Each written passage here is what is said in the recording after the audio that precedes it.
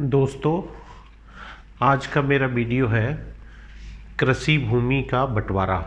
जो विभिन्न खातेदार हैं, सह खातेदार हैं, उनके बीच में कृषि भूमि को अगर बंटवाना हो, उनमें से किसी एक को या सभी को, तो वो किस तरह से करा जाता है।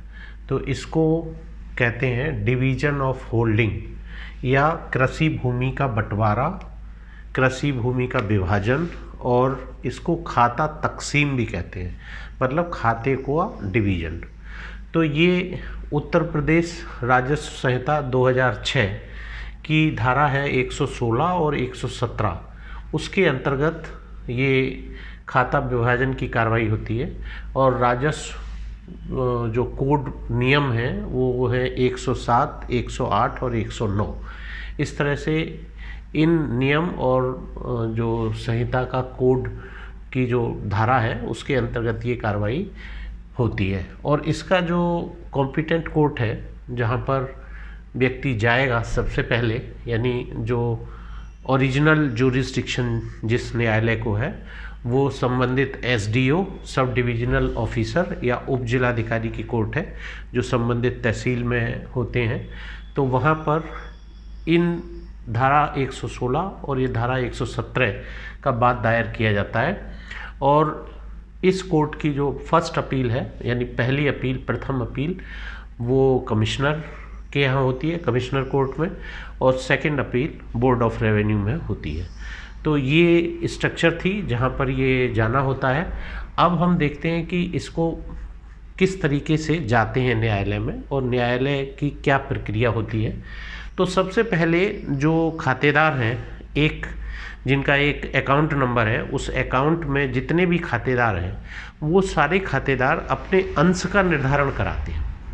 यानी ये जो पूरी प्रक्रिया है इसके दो हिस्से हैं। पहला हिस्सा है अंश निर्धारण और दूसरा हिस्सा है फिर उन अंशों के आधार पर किसका कितना हिस्सा है उसको नक्शे में अलग अलग करना। तो इस तरह से ये दो प्रक्रियाएं चलती हैं। तो पहले जब हम हिस्से का निर्धारण में जाते हैं तो हम उसको धारा 116 में जाते हैं, और उस धारा 116 में हम जिस व्यक्ति को जाना है वो अपने जो दूसरे सह खातेदार हैं उन सबों को पार्टी बनाते हुए और संबंधित ग्राम सभा को भी पार्टी बनाते हुए एक वाद दायर करता है, यानी वो एक प्लेंट दायर करता है। उस प्लेंट में सभी पक्षकारों के जो हिस्से होते हैं वो हिस्से वो खुद लिख करके दायर करेगा।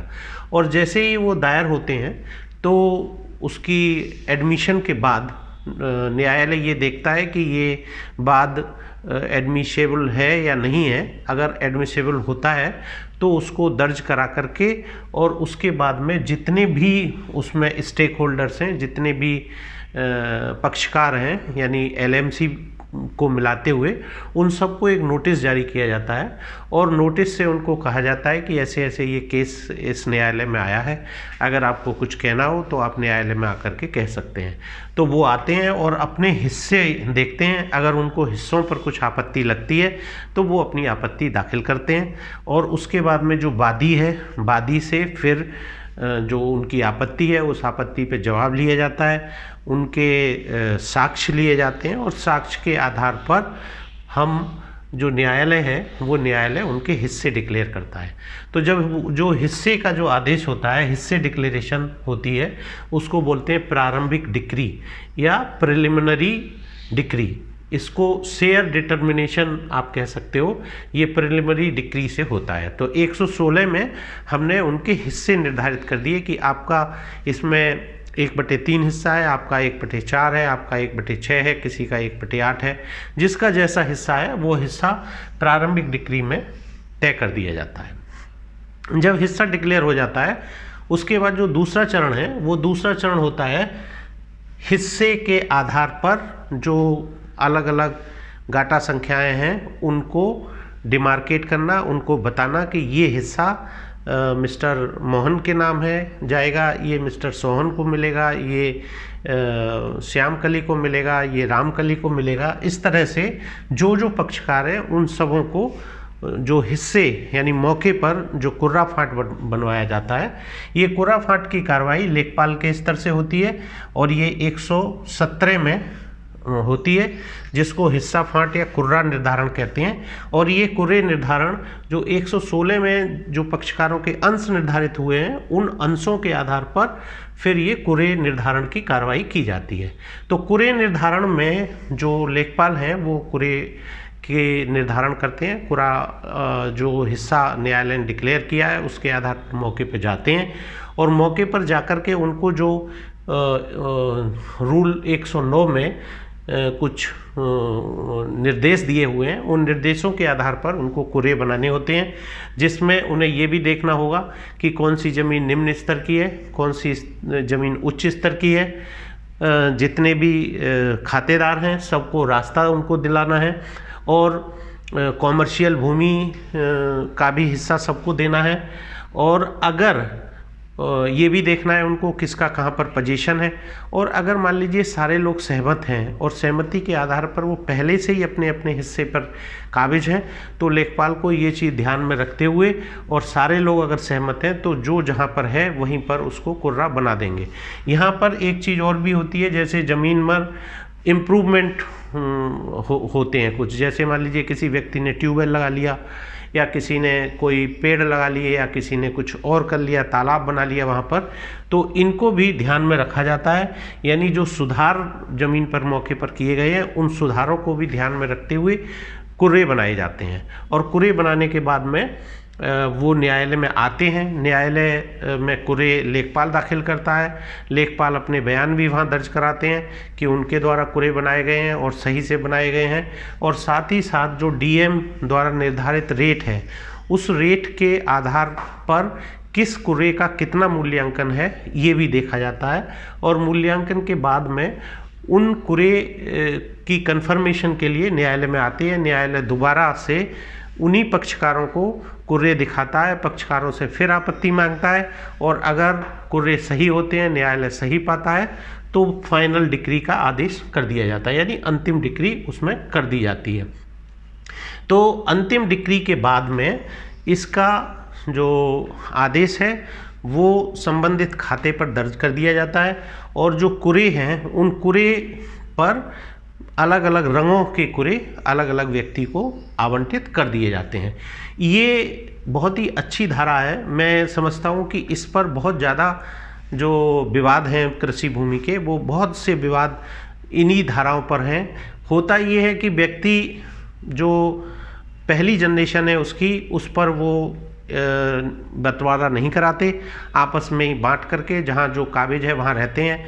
और दूसरी या तीसरी पीढ़ी पर जाते जाते जब बहुत ज़्यादा उनमें विवाद होने लगते हैं तब वो न्यायालय में आते हैं और उस समय ये केस बहुत कॉम्प्लिकेट हो जाता है।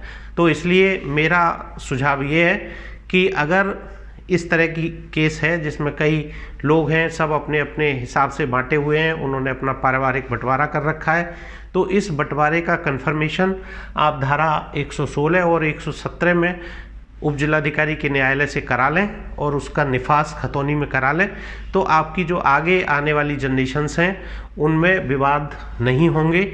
अब एक उदाहरण मैं आपको देता हूं, जैसे मान लीजिए एक ये गाटा संख्या है 50, इस 50 गाटा संख्या में 4 लोग हैं, यहाँ पे ये रास्ता है, तो इन चारों को इस तरह से इनका कुर्रा फाट किया जाएगा कि सभी को रास्ता दिया जाए और इनको 50/1, 50/2, 50/3, 50/4 इस तरह से इनके जो हिस्से हैं वो दे दिए जाएंगे। इसी तरह से मान लीजिए अगर यहाँ पर ये 2 खेत हैं मान लीजिए और इसमें 2 खातेदार भी हैं, अगर वो ऐसे इस तरह से बांट रखा है उन्होंने और वो कहते हैं कि हम एक आदमी ये पूरा एक खेत ले लेगा, दूसरा दूसरा ले लेगा, तो न्यायालय ये भी कर देता है कि उसको एक जो मांग रहा है उसको ये पूरा खेत दे दे, दूसरे आदमी को दूसरा खेत दे दे। और ये जब आपका खतौनी में निफास हो जाएगा, जब नई खतौनी बनेगी तो उस हिसाब से आपका खाता भी अलग अलग हो जाएगा और ये आगे का जो भी डिस्प्यूट है उस डिस्प्यूट फिर आपके जो आपके वसीयत से आएंगे या जो आपके बाद आपके जो लोग आएंगे, आपके वारिस जो लोग आएंगे, उनमें फिर इस झगड़े की संभावना ख़त्म हो जाती है। तो मेरा मानना ये है कि अगर किसी भी तरीके का कोई विवाद नहीं है और आप अपना अपना हिस्सा फैमिली सेटलमेंट के हिसाब से आपने अपना अपना अलग कर रखा है, तो उसी हिसाब से लेखपाल आपका जो पोजीशन है, आपका जो कब्जा है, उसके आधार पर कुरी बना करके न्यायालय में दाखिल कर देंगे और आप जाकर के सारे पक्ष कह दें कि ठीक है, ये कुरी ठीक है, हम इसी तरह से हैं, तो उसको भी न्यायालय कंफर्म कर देगा और उसका निफास या उसकी एंट्री आपकी खतौनी के खाते में हो जाएगी, जो आगे जा कर के आपको आपके खाते में जो भी विवाद होंगे वो विवाद फिर उसमें नहीं आएंगे। क्योंकि होता ये है कि अगर तीसरी पीढ़ी में जाकर के वहाँ पर मौके पर कोई चेंज हुआ, यानी मान लीजिए कोई सड़क निकल गई या जो सड़क कच्ची थी पहले वो पक्की कर दी गई, तब जाकर के फिर जो पक्षकार होते हैं उनमें बाद की लेट स्टेज में दोबारा की स्थिति में उनमें एक विवाद की संभावना बन जाती है। तो अच्छा ये रहेगा कि आप पहले से ये सब काम करा लें और फिर आगे के झगड़े से बच जाएं। तो ये आज का मेरा वीडियो था और मैं समझता हूँ कि ये आपको क्लियर करेगा कि किस तरह से विभाजन होता है और कहाँ पर होता है। धन्यवाद।